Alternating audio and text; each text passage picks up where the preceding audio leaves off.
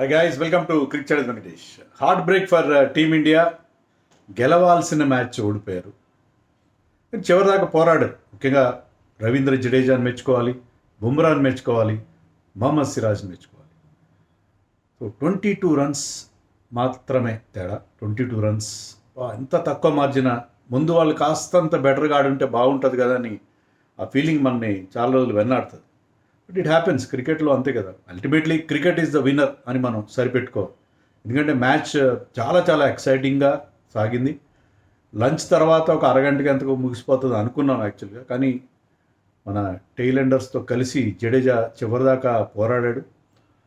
అతను 61 నాట్అవుట్ నిలిచాడు. బట్ అల్టిమేట్గా ఓటమి తప్పలేదు. ఎందుకంటే they were just delaying the inevitable అని అనిపించింది. ఎందుకంటే ఎప్పుడైతే నిన్న 4 వికెట్లు పడ్డాయో, తర్వాత ఈరోజు లంచ్ ముందు మరొక 4 వికెట్స్ పడ్డాయో, అక్కడే India last the match.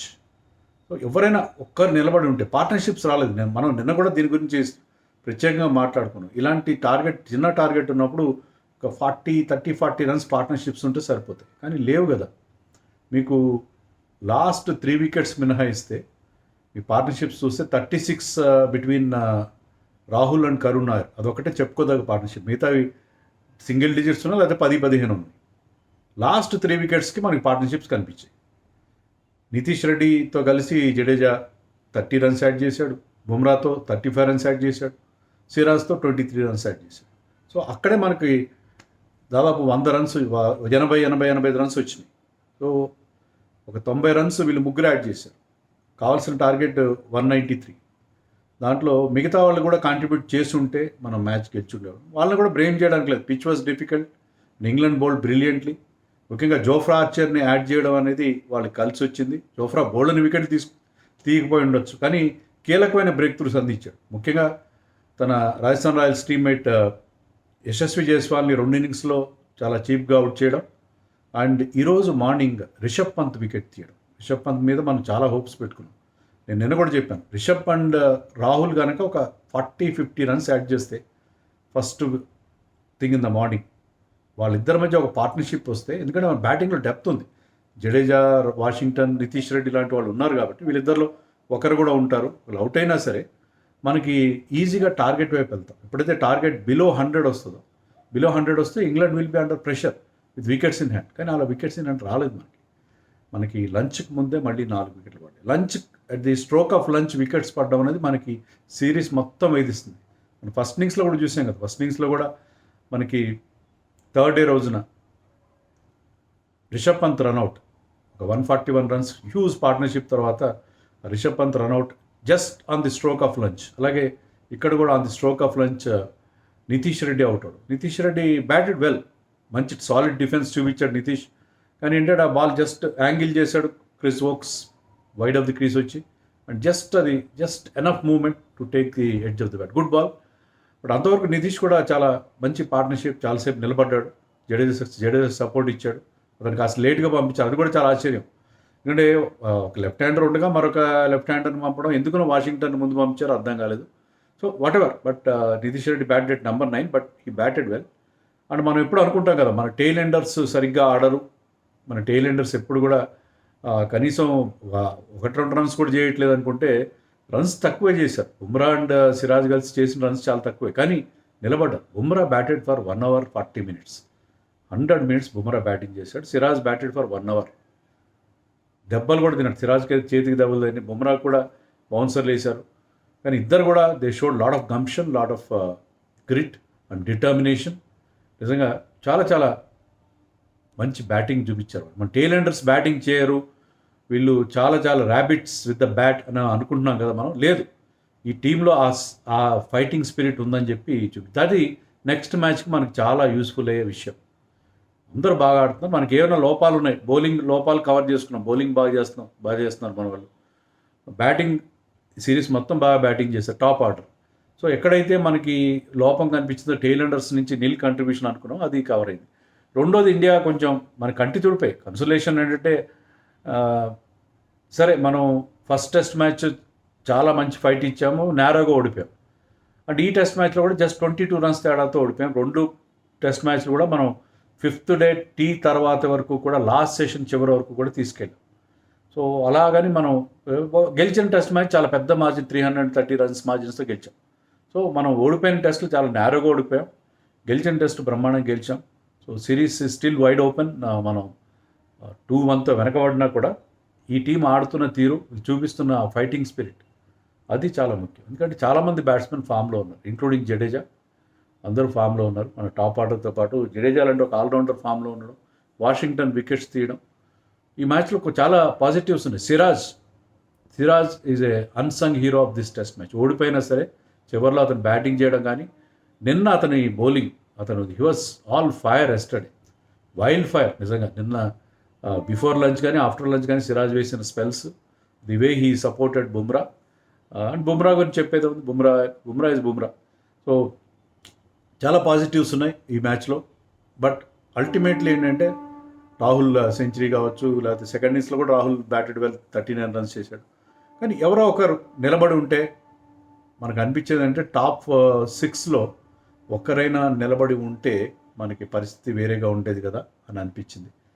But top 6లో అంటే జడేజా తప్ప, టాప్ 5లో అనుకోండి sir, Jadeja batted 6.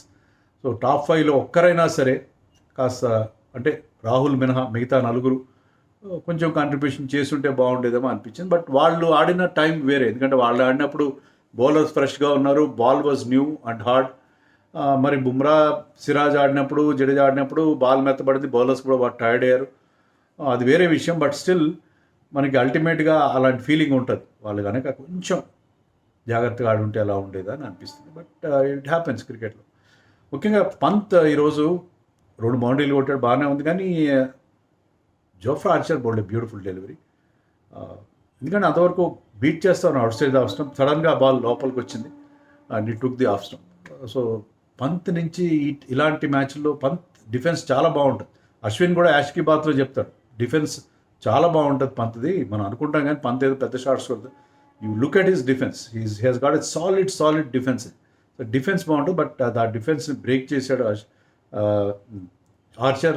So Archer నుంచి అలాంటి ఎక్స్పెక్ట్ ఆర్చర్ నుంచి కొన్ని అన్ప్లేయబుల్ డెలివరీస్, అతని పేస్ ఉంది, ఆ ఎక్స్ట్రా బౌన్స్, గుడ్ లెంత్ నుంచి కూడా అతని బాల్ని బౌన్స్ చేయగల ఎబిలిటీ ఉంది అతనికి. Sharp, is very sharp. And ఆ షార్ప్ బౌన్స్ అతనికి దొరుకుతుంది. అండ్ అతని క్విక్నెస్, అతని బౌల్స్ హై 140s బౌలింగ్ వేస్తారు కాబట్టి సమ్ టైమ్స్ ఆ షియర్ స్పీడ్ కూడా కౌంట్ అవుతుంది, ఎయిర్ స్పీడ్ కూడా కౌంట్ అవుతుంది. So I think Pant out అవడం తర్వాత Rahul got very good delivery. ఇప్పుడు మ్యాన్ ఆఫ్ ద మ్యాచ్ వరకు నేను చూడలేదు. Man of the match I think will go to Joe Root, ఎందుకంటే ఇలాంటి టఫ్ పిచ్ మీద ఫస్ట్ ఇన్నింగ్స్లో సెంచరీ అండ్ సెకండ్ ఇన్నింగ్స్లో ఒక 40 ఇంపార్టెంట్ కాంట్రిబ్యూషన్ చేశాడు.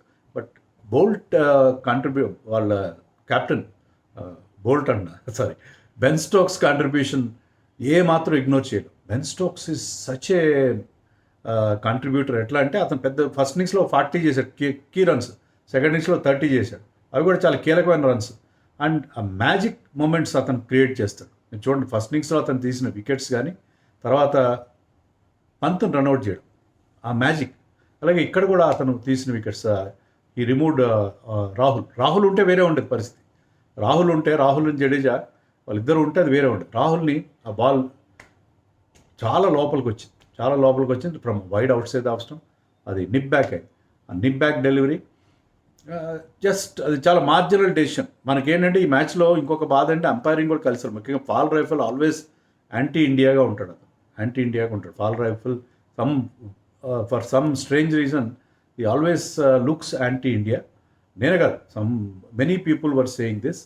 సో పాల్ రైఫల్ డెసిషన్స్ కొంచెం సరే, మనం ఓటమికి ఇవే కారణం అని చెప్పలేం. కానీ umpiring in general in this match has been sub standard.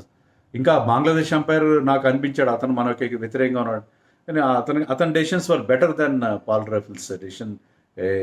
Test match veteran by himself, he played lot of test cricket, fast bowler. But decisions and particular ఇండియాకి చాలా వరకు వ్యతిరేకంగా సిరాజ్ రూట్ విషయంలో నాట్అవుట్ ఇవ్వడం, సో మెనీ డెసిషన్స్ మనకి వ్యతిరేకం. So అదే మన ఓటమికి కారణం అని నేను చెప్పను. కానీ there are certain things which did not work in our India's way. So Rahul 39కి అవుట్ అయ్యాడు, పంత్ అవుట్ అయ్యాడు. అండ్ వాషింగ్టన్ సుందర్ని ఎందుకు పంపించారో నాకు అర్థం కాలేదు. అంటే నితీష్ రెడ్డి కాన్ఫిడెన్స్ కూడా ఉండదు కదా. Nitish Reddy is in the team as a batting all rounder, Washington Sundar is in the team as a bowling all rounder. కానీ వాషింగ్టన్ని ముందు పంపించారు నితీష్ రెడ్డి కంటే ముందు. వాషింగ్టన్ కూడా కొంచెం టెంటేటివ్గా ఆడాడు. And wonderful catch taken by Jofra Archer. Is an very good athlete. అతను తన ఫాలో త్రూలో బ్రేక్ వేసుకొని అతను ఆ క్యాచ్ పట్టడం. సో ఇంగ్లాండ్ గెలవడంలో ప్రధానమైన పాత్ర ఏంటంటే వాళ్ళ బౌలింగ్ బ్యాటింగ్ అంటే కూడా they took wonderful catches. Jamie Smith కానీ చాలామంది, ఇప్పుడు ఆర్చర్ క్యాచ్ కానీ, so many catches we have seen. Joe Root పట్టిన క్యాచ్లు అన్నీ. So there are wonderful catches they have taken and they bowled well. ముఖ్యంగా బెన్ స్టోక్స్ గురించి మనం చెప్పుకున్నాం. ఈరోజు మార్నింగ్ అతను 9.5 hours స్పెల్ వేసాడు. అతను ఇంజరీ ప్రోన్. అతను ఏంటంటే బాడీని స్ట్రెయిన్ చేసుకుంటున్నాడు. అలాంటి ఇంజరీ ప్రోన్ ప్లేయరు మార్నింగ్ అంటే నిన్న బ్రేక్ త్రూ ఇచ్చాడు కదా. నిన్న ఆకాశ్దీప్ నోట్ చేశాడు, ఈరోజు రాహుల్ నోట్ చేశాడు. సో 9.5 hours వేసాడు. సో ఆ రెస్పాన్సిబిలిటీ తన మీద తీసుకున్నాడు. అతను టీంని గెలిపించాలని responsibility. So he always rises to the occasion. So Ben Stokes దగ్గర మనం నచ్చేది ఏంటంటే ఆల్రౌండర్గా అతని ఫిగర్స్ చూస్తే పెద్ద గొప్పగా ఉండవు, కానీ ఆ మ్యాజికల్ మూమెంట్స్ అతను క్యాప్చర్ చేస్తాడు. అది అతనికి ఉన్న ప్రత్యేకత. సో ఈరోజు వాషింగ్టన్ అవుట్ అవడం and on the stroke of lunch Nitish Reddy out అవడం. ఎప్పుడైతే 4 వికెట్లు 112 దగ్గర నితీష్ అవుట్ అయ్యాడు. లంచ్ టైంకి మన స్కోర్ 112, 8 వికెట్లు పట్టాయి. అక్కడ మనం ఆల్మోస్ట్ లాస్ట్ ద మ్యాచ్. తర్వాత 112 for 8 అంటే ఇంకేముంది, లంచ్ తర్వాత ఒక అరగంటలో సర్దేసుకుందామని చెప్పి అనుకుంటారు కదా, అదే అనుకుంటారు. నాకు 6:30కి నేను మా కమ్యూనిటీలో బయటకు వెళ్తాను. అక్కడ we'll have a music session 6:30 to 7:30. So I wanted to go there and match finish చేసి వీడియో చేసుకుని వెళ్ళి I wanted to sing one song. ఎప్పటిలాగే పాట పాడుకుందాంలే అనుకున్నాను, అని అలా కాలేదు. అంటే మ్యాచ్ ఓడిపోతామని డిసైడ్ అయిపోయాం.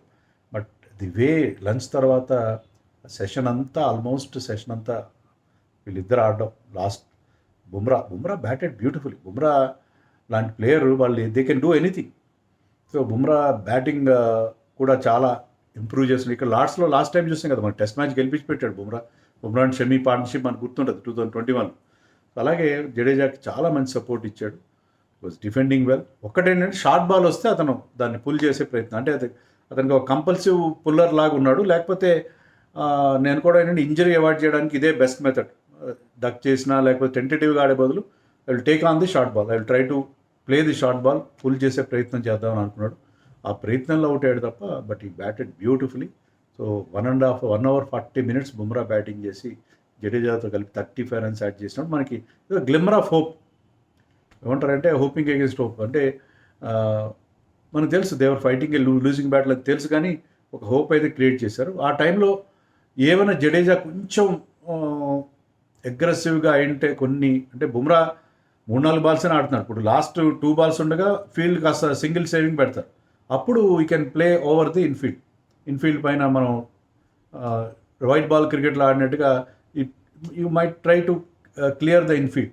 అలాంటిది ఏమైనా ప్రయత్నం చేసి కొన్ని బౌండరీలు కొట్టుంటే బాగుండేదేమో అనిపించింది. ఎందుకంటే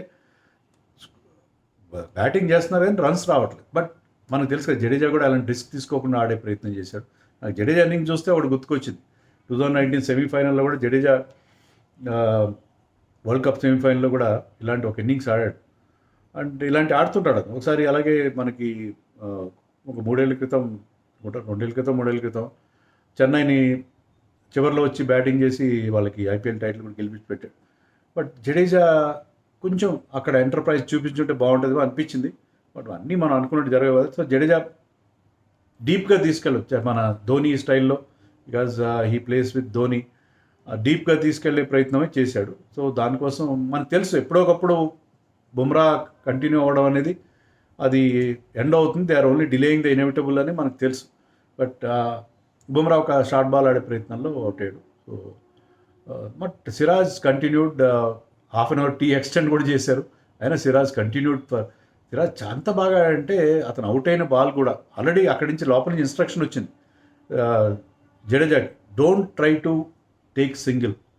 అంటే సిరాజ్కి 1-2 balls మాత్రమే ఉండి అంతవరకు యూ ట్రై టు డిఫెండ్ అని చెప్పి అభిమన్యుని అక్కడి నుంచి చెప్పడం కూడా మనం చూసాం.